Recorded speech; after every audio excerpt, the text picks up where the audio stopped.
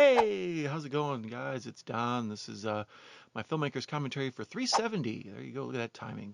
Way to go, I'm a pro. If you'd like to watch this movie without me talking over the top of it, the last 4 minutes of this video will be unobstructed by me and my smart-alecky comments. It'll be in glorious 4:3. If you want to watch that movie, you go ahead and skip to the end, and otherwise I'm going to go ahead and start. Analytics say this far into the video, the only people left listening are the people who really care anyways, so I'm just going to let my hair down and be free about how bad I hate this thing. Um, Normally I believe in being positive about stuff. I feel like only time being negative works is if you're the person being negative because you get to lift yourself up by crapping down on other things. So normally I stay positive. It's that never-ending story thing. It's like, don't sink into the swamp of depression, Try to lift people up, keep a positive attitude. If things don't work out, that's just a learning lesson to get it right next time, right? So positivity, positivity, positivity. Being negative sucks. However, I'm part of the reason this exists, and this thing sucks. So as one-fifth father of this abomination monster running around town, I will take ownership of it. Um, Basically, I'm an old man sitting around in a dark room, and I'm being lit by a flickering television set, and a couple of detectives knock at the front door, and they let me know there's a serial killer loose, and they've done a DNA test at one of the crime scenes, and they've determined that I'm one-fifth father of this monster, and how can I help them stop it? So that over hyperbolic explanation is pretty much what we've got going on here. As Dr. Frankenstein, I kind of feel like I'm the person that needs to take a flamethrower to this, and then that will help me exercise the demons I have regarding this movie. It's the only thing I've made that I actually hate and dislike, and I don't like the people in it. And at one point or another, I clenched up my fist and had considered swinging at least half the people you see on screen. Um, and I'm a pacifist. That's what's wrong with this movie. That's what's so terrible about it. It made me dislike filmmaking after making it. Okay, so let's just start from the beginning. It's 2005-ish, 2004, 2006. I don't know. You go ahead and pick your favorite aught. Why I oughta. And I'm living in Michigan. I'm from the Wisconsin, Illinois area. I'm from that side of the lake. So on the other side of the lake, I had moved to be with my new wife.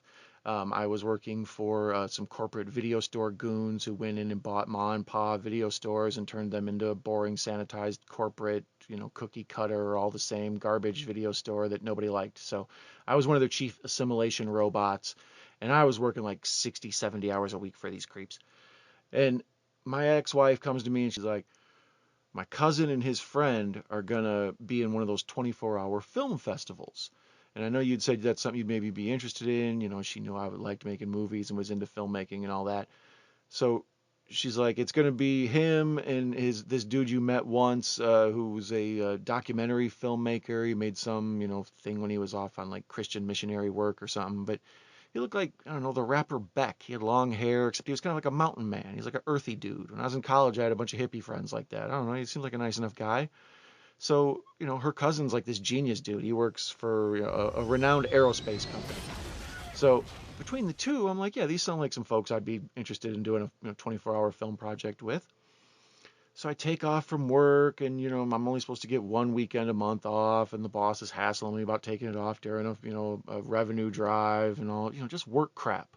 So there's all this tension with the home and with the work and just all this crap, and I push all that to the side to do this dumb project thing because it seems like something I might grow from, right? So the deal with the 24-hour film festival film contest is, uh, your assigned representative shows up at some place at Friday at 4, and they get a card with a bunch of specifics on it. And then those specifics are how they know you didn't make the movie in advance. It's only a 4-minute movie, so the list for this film is, there has to be a phone booth, an alarm clock, a donut, some putty, in the line of dialogue, you keep using that word, I don't think it means what you think it means.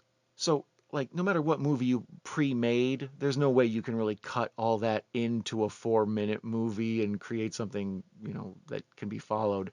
So you pretty much have to write and, create a full movie within the 24 hours.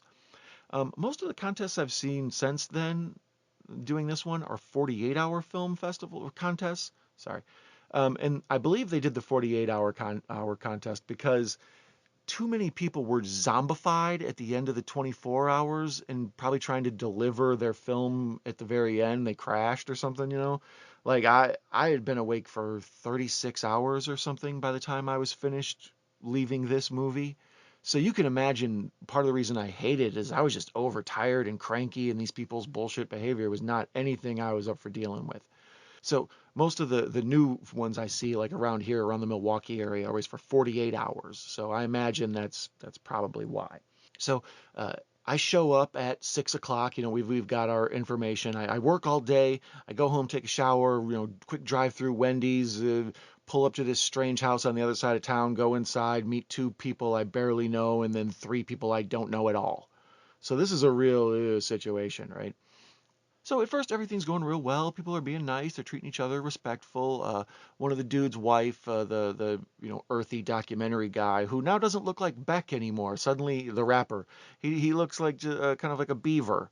So Becky Beaver is got a short hair now, and his wife is there, and she's nice. And the fact that she there, I think, is keeping everyone cordial and polite because as soon as she left, we had pretty much she stayed through the whole fleshing out of the story and all of this, and because of that, let me point out. I wanted to do something more interesting than this crap.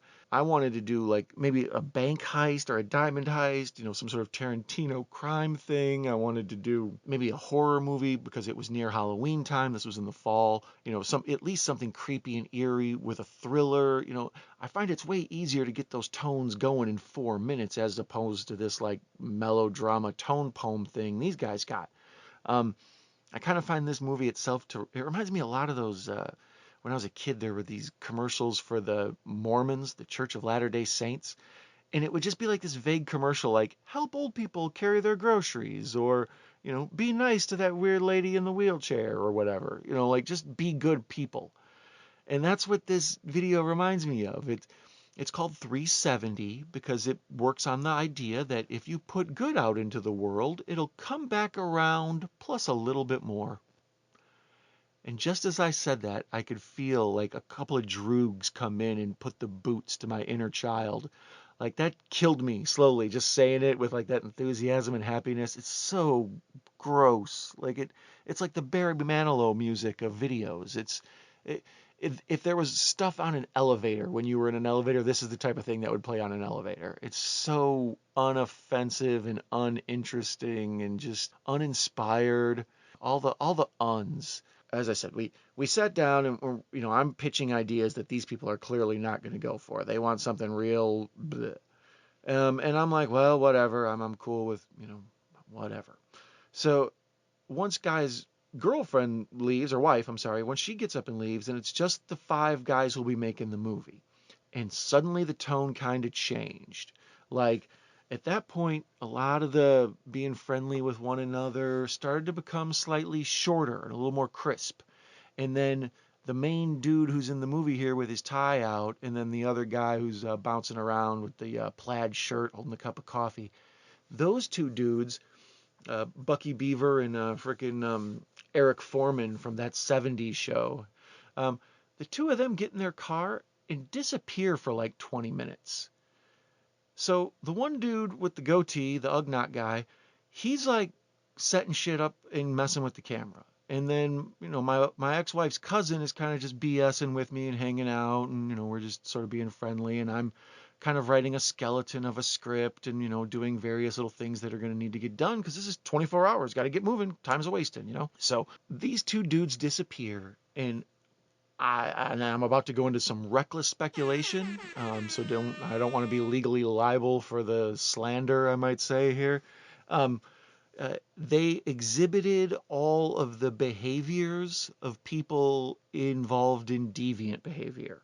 So like they were real kind of dipped off from everything and clearly went and had a little powwow on their own and figured out how they were going to handle all this. Like I say, I don't know if they maybe made out for a little bit, or if there was, some taking something that would help them stay awake all night, or You know what I mean? It's all reckless speculation, but clearly they wanted to be away from the other people for just a little bit. So these folks come back and everything's changed. The dude who looks like Beck is no longer the star of the movie. This dude is the Eric Foreman, that '70s show, Topher Grace guy, Spider-Man 3. He's Venom. He's the guy who's now going to be in the movie, the star. And Beck, him and the Ugnaught guy with the goatee who was doing the spitting, the homeless cat in this movie, those two would direct, and then me and my wife's cousin would be basically, grips. We were just there to be production assistants and help like hold the boom pole or try to like hold reflectors to get better lighting and stuff. Around this time, the smugness of the people also changed. Like they were very convinced that they were going to be at least in the winner's circle. The top 5 finishers were invited to like some local big Cineplex or whatever, like Studio 28 or whatever, and they showed the videos up on the big screen, and the winner like got whatever, some big prize or whatever. So, but I could tell from just immediately by the dysfunction of the group, this thing would be lucky to get finished, let alone actually win. But they were all under the impression that they were going to have the most expensive camera and the most expensive computers for editing. And basically, they were the rich, entitled dicks in a movie who thought they were going to win the regatta because they had the best sailboat that their dad bought them, you know? As where I'm more like the plucky screwballs who want to, sail that old crappy boat and we're going to win because we're inventive. I'm Mr. Guerrilla filmmaking, not let's solve our problem by getting an $8,000 camera, right? So these dudes we did not align in any way. About 3 a.m., I had to go buy a pack of cigarettes and just stand outside and smoke most of the night because I was ready to sock that dude in his eye. So we come up with the idea of this movie. We start filming at about like 10 or 11. Suddenly the guy is the new lead, and these two dudes have, in my opinion, they pulled off like a reality show thing. They formed an alliance, and they knew that me and my wife's cousin and that strange dude we didn't know weren't gonna, outvote them. And then the one dude who looked like Beck, he was the main guy who was holding it together, like he was kind of the captain of the team. So yeah, the dynamic was such that we were either just going to leave or, go along. And most of the time I was outside pacing, that's what I was doing, was thinking about how I wanted to leave, but I shouldn't quit. And I had already gone through so much trouble with getting out of work, and I was missing money to do this, and pulling the plug seemed like really quitting. And if you've ever made stuff, the thing with making stuff is making stuff. Like there's an old quote, like, what's your favorite part about writing? Having written. Because the process of creating stuff is a pain in the butt. It's exhausting. There's all this work. But when you're done with something and you have something to look at, basically, don't tell me about the labor, show me the baby. So this whole process sucks. But when you have a finished thing to hold up and be proud of, it's cool. So that's why I'm proud of everything except for this. My name, at one point, I asked to have taken off of it. I wanted Alan Smithy to be put on it because in the Directors Guild, when directors want their name taken off their major motion picture, they ask for Alan Smithy. I don't believe they do that anymore. I think it was mostly in the 80s and 90s. But Alan Smithy was this pseudonym to let people know that the person who directed it was upset at the finished product and didn't feel that it reflected what they wanted on screen. So it was a way of letting know, like, I wash my hands of all of this. So since I was nothing more than just a glorified production assistant, I wanted, I wanted that little smart-alecky note in there, and they weren't having it. So the argument over me trying to be Alan Smithy ended up with a pff, which pretty much like I got pff, like 15 times by like the main 3 dudes over and over again. That's why I kept catching my like fist clench up, like, I swear to God, these rude, dismissive jerks. The movie itself, the dude who shot it, who had made the documentary before, he has good shots. Like, I like almost all these shots. I feel like they're set up where they have depth. I feel like, some of the framing. I don't know why the hell this is in 4:3 or open matte, whatever you want to call it. I mean, it's clearly shot for 4:3. Look at the way this, people are framed in the shots. But if you think it's going to be shown on a big screen, don't you know that it should be in 16:9? Whatever. Out of the many things wrong with this stupid movie, that's That's one I don't complain about that much. Well, okay, actually, now that I've gone through and kind of sort of told you the background of everything and the people involved and the main characters, maybe we'll start this over and I'll point out some of the things going on in the movie itself. Okay, so it starts off. This was a Don thing. I wrote the original script. Let's pause it here on the title.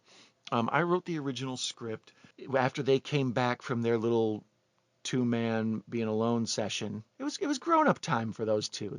Mommy and Daddy needed to have some alone time. So after those two get back from whatever the hell they were doing alone in a car, windows all steamy and shit, um, whatever they were up to, they came back and my script was stripped to bare bones. So there's some stuff in here that I recognize and feel connected to. That's why I call it like a bastard child. Like, oh, I recognize those ears. Um, like um, the beginning, I was the one that came up with the idea that, okay, if the movie's 370, like I'm obviously a Tarantino nut. So I was like, well, why don't we do this kind of cold open and then have the movie wrap around to that point at the end? You know, that it's a circular storytelling device to go with the circular nature of the 370 stupid Church of Latter-day Saints thing. So, all right, let's go ahead and start this back at this idiot's bed. So it rises up, it's supposed to be like that kind of early morning waking up noise.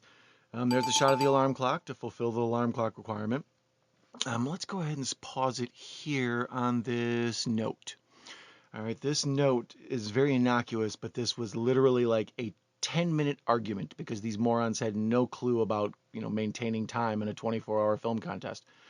I had written this whole script and everything, and they'd pulled all the skeleton out of it, but I had also written on this note, I named the roommate Chad. Part of the story is that this guy's roommate is dodging him on paying rent, and the story itself is dumb as hell. It's like the roommate doesn't pay any rent. This guy's this nice guy and he does all this nice thing in the world, but everybody's mean to him. And on top of that, his roommate hasn't paid his half of the rent yet. So he puts up with all this stuff all day long, and eventually he just snaps and he calls up his roommate and he chews him out because, it's important to put good out in the world, and chewing your roommate out is putting good out into the world. This whole concept is just convoluted and stupid. But so this dude who's chewing out his roommate on the phone, and then slams the phone and hangs up on him and storms off. And then the phone rings and he comes back and answers. They're like, what? And it turns out it's the landlord that they owe the money to. And the guy's like, hey, man, it's cool. If you need a couple days to pay me off, all right, that's fine. And that's like the happy ending of this movie. It's like, if you put good out of the world, your landlord will let you be late with the rent for a day or two. So, yeah, this dumbass movie, it's like I said, it sucks. But one of the things we needed to do was start laying the groundwork for the story that the roommate isn't paying the rent, this dumbass story. So I named the roommate Chad because that seemed like a slacker ass roommate name. So I named Chad the roommate, and it said, what did it say? The rent was due 2 days ago. You need to pay Mr. John Smoke or whatever by tomorrow. I don't remember what the guy's last name was. I picked something specifically memorable because then at the end, when the guy calls back and says, hey, it's me, Mr. John Smoke, you're like, oh, it's a name that sticks with you. As opposed to Jim, which is the most blatant, like boring. It's like this whole thing. It's just vanilla, except vanilla with the vanilla extract and sugar pulled out of it.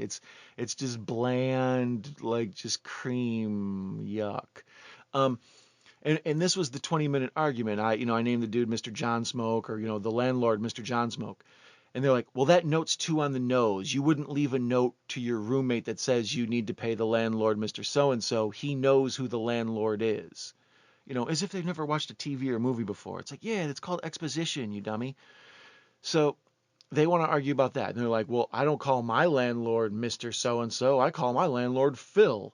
And I'm like, well, good for you. Everywhere I've ever lived that I've had a landlord, I've either called the dude by his last name, or I've called the dude because that's who I make the checks out to, or I call the dude by his corporate name. It's like, oh, MLT needs us to pay by Thursday or whatever. Entitlement of, yeah, Jim, Jim. It's like, shut the fuck up. So this stupid side story with Jim, This was like a 20-minute argument. And this Post-it note specifically is mine. I still have some of these yellow Post-it notes. This is what the place I worked at used. It was in my backpack, and I had wrote out the Chad, pay Mr. John Smoke or whatever. And this was their rewrite. It's the second. We should pay Jim. And I explained to them, this means nothing. Pay Jim for what? Moving the dead hookers out of the garage? For getting all that kilo from Miami, to us up here in Michigan? What are you talking about? You know what I mean? We should pay Jim. Okay? So yeah, this was a good waste of time over something that they were wrong about, of course, but ultimately it was just a dumb thing to pick a fight over, and especially to gobble up time. Okay, let's go ahead and move on from this stupid note, and I've cleared my chest of that. Okay, now here's old buddy with his eyes closed and his arms folded. This cat, he's the odd man out. I didn't know him. He's another friend of the Beck guy. And he apparently is some sort of assistant, or was an assistant at a video rental place or a camera rental place. For years, young filmmakers have known the trick that major productions like commercials and various things are going to rent all their equipment or own their equipment, and they'll do all their work on a weekday. But these rental houses, nobody's renting on the weekend. So if you go on a Friday and you rent for one day, you don't have to bring it back till Monday. So for one day's price, you can shoot all weekend. So because this dude's an assistant at this thing, I think he got some sort of deal, and he got like a one-day rate on like the basic 16 millimeter, and that's what annoys the hell out of me. This stuff looks great. It's in focus. The color looks all right. It's very muted and bland, but and the color timing sucks. But that's an editing thing. It's a camera operating thing. But since these guys wouldn't let me near the camera, they get all the trouble they have. But this dude right here, the reason I keep it paused on him is I also specifically hated him. I thought because those other dudes formed the alliance that perhaps, maybe this dude would come to us and be like, what's up with them? Why are they being so rude and stuff? Instead, he just got standoffish and became like an individual island of dick on his own. This is the guy, and I'll never forget these words. He flat out said to me in English, audibly, he told me, maybe if you watch more movies, you would know. Now let's stop right there. Maybe if I watched more movies? Like, I literally was in charge of 4 video stores at the time we were filming this. You know what I mean? Like, I watched more movies by noon than this dude's seen his whole life. Shut the F up, all right? So this dude, this condescending dumbass, he tells me, maybe if I watched more movies, I would understand that modern movies no longer use the 3-act structure. Now, if you're a person who's into drama or storytelling or just, basic understanding of life, your brain probably mildly exploded, or you're sort of rolling around on the ground with your eyes bugged out of your head right now. For the rest of you are like, well, what's that mean? Basically, this cat told me movies no longer use beginning, middles, or ends. But he was that type of person. He's a total, like, just, I overuse the word hipster, but you know what I mean? Kind of that smug, I was into them before anybody else heard of them kind of person, or, oh, maybe you don't know that blank, blank, blank. Like, he's that type of dude. So, yeah, this dude was an island of asshole unto himself. Anyways, let's unpause it and get off of this idiot. Okay, so he walks around the corner here, and he sees just a man sleeping on the street in the cold, and he throws some money in his hat, and he's already wearing a hat, so he has a second hat. And there's miscommunication here. Apparently that man isn't homeless. All right, let's pause here at the coffee shop. That man isn't homeless. So there was miscommunication there, and he insulted that man. And I was like, well, why would you have a ski cap on and then have a baseball cap next to you if you're not homeless? Like, why did I have to take shit over the Mr. John Smoke thing, and then, there are all these errors you're making along the way?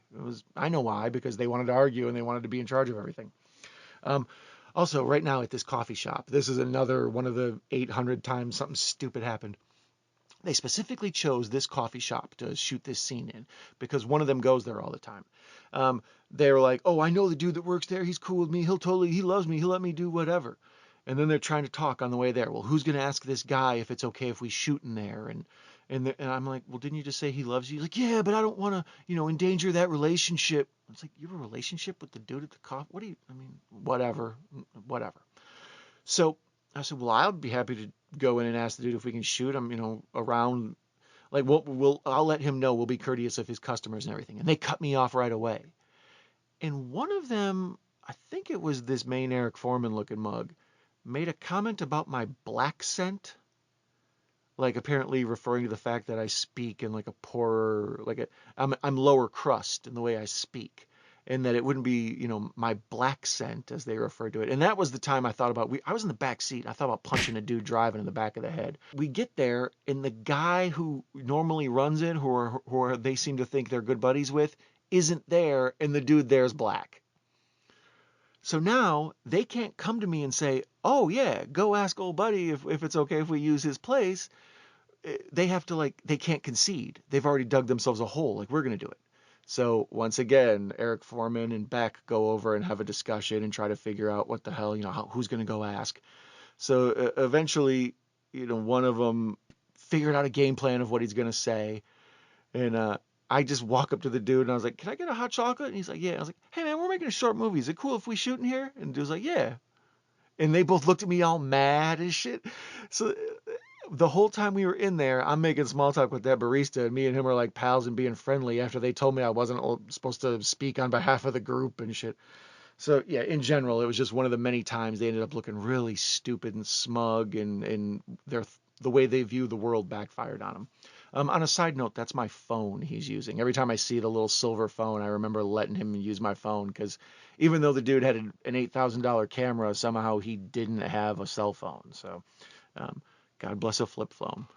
Um, Also, this is my scene here. You can see, let me watch me do my little bit of business. I crack myself up. Oh, look it up. Oh yeah, it's good stuff. Uh, Basically, pause it here. What's going on with me here is my section of the story. I get, for a 4-minute film, I'm on screen for a whopping 16 seconds. To get my director's credit, I looked through the camera lens once, and I was allowed to. I was told you can look through the camera lens. Like, it wasn't like I walked over and just started trying to operate. Like, so yeah, that was the extent of my involvement. That's why I hate this movie so much. It's like I'm not involved and I'm not contributing, and everything I would contribute that I should be contributing is being pulled away by this, Mariah Carey with a bad tie. Um, so my scene here is that uh, continually this dude keeps putting out good in the world, and then him in his Dilbert outfit keep putting out good in the world, but then people just crap all over him. Like, they don't appreciate the good he's putting out in the world, because when you're good, you should be trying to monitor how much people appreciate it. Um, and I don't have enough to pay for my coffee, so the dude behind me gives me an extra buck or two or whatever to cover what I apparently don't have.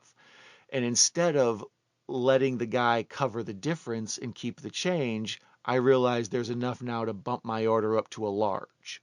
Like, that's the thing with creative people. If you let me do a thing, I'll carve out a whole backstory. Like, my guy, he's going to pick up his kid at soccer practice. He just dipped in. Like, I've got a whole, I'm method acting as a monk. And see, my man, the barista, he's laughing the whole time, because me and him have become friends at this point, because I'm not talking to anybody else in the film crew, and there's like one person in there drinking coffee, so me and him are like the only two people who are reasonable in this whole damn city. Um, so let's see, let's go ahead and start it. But even me, like I intentionally was trying to be lighthearted and fun, because I knew this was such a drag of a movie. Like, everybody in it, the homeless guy spits at the dude. This guy here, he's mean to him. Everybody's mean and grouchy. Like, I'm the only person who's injected any levity into it. Um, this scene here, this is the cousin of my ex-wife, like I was talking about, real smart dude, cool guy. Him I was interested in working with, and I feel like he kind of steals the movie. His little quick 2 seconds that he's on here is much more entertaining than anything Eric Foreman brings to his entire performance. Um, if you notice, when this is one of the many scenes that's all jacked up. Uh, we filmed this at about 11 a.m. maybe, so we'd been up already. I'd been up more than 24 hours, and I was already chain smoking and ready to fight some people. He's holding the putty, which makes the putty qualify, but also you'll notice at one point, this dude offers him some donuts to make the donut qualification, and he tells him, "What? You don't even have any jelly." And that's a Don line. Like I remember that specifically from my original script that got thrown out. Like looking in at the donuts, like, ooh, donuts. Oh, you don't have any jelly? No, thanks. So his line reading was a little different than the way I did it, but the basic joke still, like, damn, somebody brought you 6 donuts and you couldn't just be happy you had to complain there wasn't jelly? Like, the world's a little picky. Um, so when he offers him the donuts, the cutback shot, you can see the lid of the donut box already in the dude's office who's being offered donuts. Like it's just bad filmmaking because everybody's tired and cranky at this point. Oh, this scene, him here with this plate and this fork. At this point, I was ready to throw him out a window. Mariah Carey, the diva here, Eric Foreman, Topher Grace, Topher Graceless, haha, got him. Um, we get in here. The sun's up. We've been working all night. We're all tired. Literally, out of a 4-minute movie, like 3 minutes has already been shot because we shot the stuff with the phone booth, early on in the night. By the way, on a side note, even in 2005, finding a damn phone booth was impossible. That was one of the last ones in town. Sorry, I got sidetracked by that phone booth thing. That was a real debacle. Uh, we get there and we're like, okay, we need you to be having lunch at lunchtime, to show your work day. So he's like, oh, good, I get to eat. And he's looking for something to eat and he finds some hot dogs. And he's like, yeah, hot dogs. That sounds good. I'll eat hot dogs. And we're like, you sure you don't want a donut or any of the other stuff we have with us? No, I want a hot dog. So he microwaves a hot dog on a plate with some ketchup, like he's 5 years old. Okay, so he eats the one hot dog, and then we tell him, we got to set up again and turn the camera around a different way for the other part of this shot. So you're gonna have to eat another hot dog. I don't want another hot dog. I'm not gonna do that. I'm not hungry. Well, it's just another hot dog, and you said you wanted hot dogs. I mean, you have to be eating in this scene. Why did you wolf that one down? And how the hell did one hot dog make a grown man full? I mean, look at him. He's 48 pounds. So, dude's like, I'm not eating any more hot dogs. Because he knew that the entire film had been shot. He could hold us hostage. So we had to negotiate with this whiny child about what he was going to do. So that's where this like daydreamy tapping his fork on a plate, staring off into nowhere thing came from. Like even now looking at him, I remember at the moment, I just wanted to choke that dude so bad. No, I'm not going to. I'm not eating anymore. Well, then why'd you make such a big deal of the hot dogs, you ass? All right. Anyways, this started up. And then, this dude goes once again with my phone. He's real rough with my phone. Every time I see this too, it gets mad. I was like, hey, dude, you owe me a phone now. Beck goes walking by in the background to establish his Beckness. I'm a loser, baby. So why don't you make a bad video about me? Okay, so there's the you keep using that word. I don't think it means what you think it means line. Here's another thing from Don's script. The whole hey, I showed your designs to my boss. I showed your designs to Johnson and them. It turns out I'm going to be your new boss. Like that was out of the Don script, I remember, because I think I maybe stole that from some movie I saw. Like it was the basic idea. Oh, also you can see look at the extension cord in the back because of the lights. Like they were just so tired and lazy at that point. And then this is the last shot we filmed. Actually, no, this was filmed before the stuff in the thing. That was all last shot. So look, and all of a sudden, night. That's one of my biggest complaints about this. For as smug and dickish as they are, the color timing is terrible. Also here, it's supposed to be at the end of a long day, so I pointed out he should be disheveled. So he only tucked one of his shirt tails in, but you can see how the other one's like pressed still, like it's not wrinkly, like it's been tucked in because he's too dumb to wrinkle it or whatever. This all is good. This is before he started to become a diva and we were able to get the shots we wanted. And I was even not totally, dismayed yet. So I was playing nice and doing a good job holding the reflector. And, I told them I should do boom mic because I'm tall. They were dumb. They don't understand, how to use people properly. But ultimately, let me pause it here on this credits and wrap this up. As you can see, I blurred out everybody except for me and the Urban Beanery because that dude was cool and I don't know, he shouldn't have had to deal with these idiots. So I feel like the lesson to be learned to anyone listening to this is be sure to do film contests like this. You can learn a lot. I learned that not all, collaborative processes are great, primarily if they're not set up properly. There needs to be a hierarchy of, power, a setup of command. You know, uh, Basically, we were all under the impression that Beck dude, the Bucky Beaver guy, that we thought he would be, his plainness would be a likable everyman and he'd be the lead, and then that other dude just decided he was the star, and we were all there to service him. And now, as an older man, I know I should have thrown in the towel as quick as possible and left. I should have faked an emergency at one of my stores and bolted off or something. Because even though it sucks to quit on things and it's important to like get projects finished and you feel so proud when you see something through to the end, sometimes just save yourself the aggravation, man. Like, in the future, I would say if you're interested in doing a 24-hour or 48-hour or whatever, one of these little quickie film contests, definitely do it. I would do it with people you know. Make sure you organize who's going to do what. I was under the foolish assumption that we were going to break down into traditional jobs. Like I was going to be the writer, somebody else would operate the camera, somebody else would edit, somebody would be in charge of music and sound. Like, somebody would produce, like, hey, we need things, quick, go get it, while the rest of us are setting up and stuff. No, there was none of that. It was just the one dude was in charge and everybody was there to service him, and he became Mariah Carey, and the more that snowball started tumbling downhill, the more it just got out of control, and eventually it just steamrolled over all of us. So um, I would say the biggest thing with this and with all films is have fun.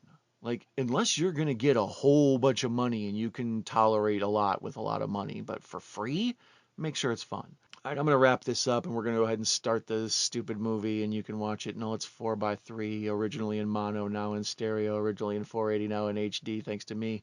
You're welcome, ass faces. You can watch that now, and thank you so much for listening to all this rambling. I love you so very much. Bye-bye.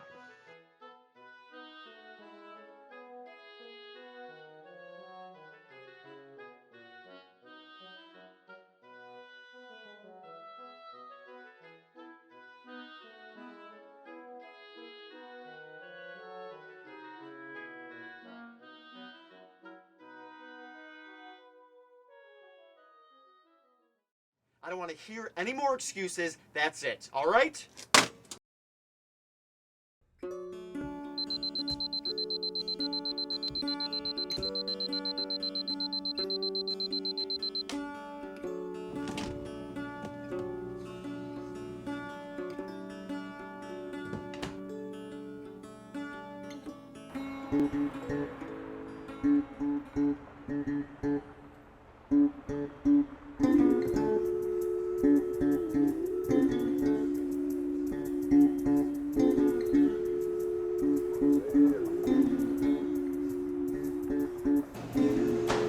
Chad, I don't know if you're gonna, I need the money by at least maybe 8 o'clock tonight, 8 o'clock tonight.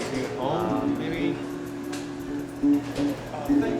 I actually picked that phone. Yeah, I was too busy. Yeah. Take a look. Just try to get back to me, please.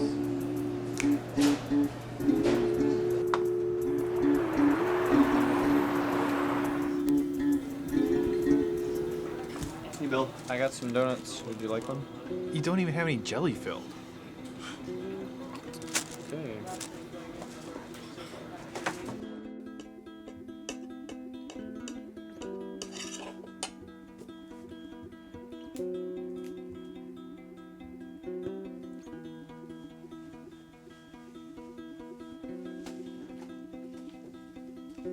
Chad, this is Josh. I haven't heard from you yet today, man. It's kind of getting close here. You know, you call yourself my friend. You keep on using that word. I don't think it means what you think it means. You know, you kind of put me in a tight spot here. Get back to me as soon as you can. Bye.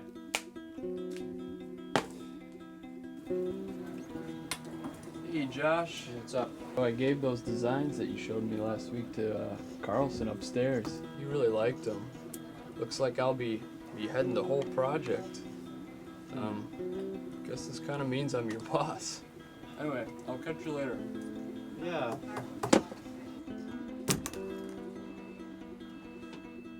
Chad, this is Josh. I need to hear from you by the end of the day, all right? Give me a call. My phone number's 364.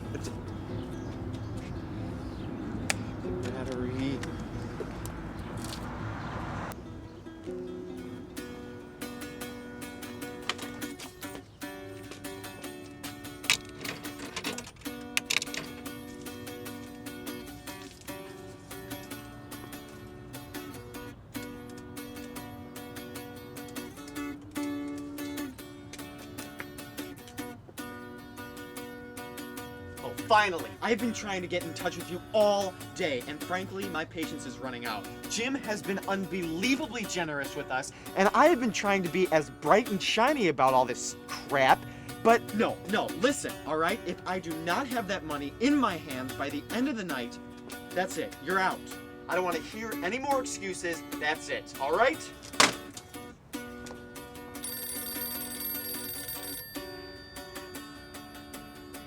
What now? Hey Josh, this is actually Jim. I think you dialed the wrong number by mistake, but don't have to worry about rent. I know how it can go sometimes, so if you just try to get to me next week or something, that'd be great, alright? Bye.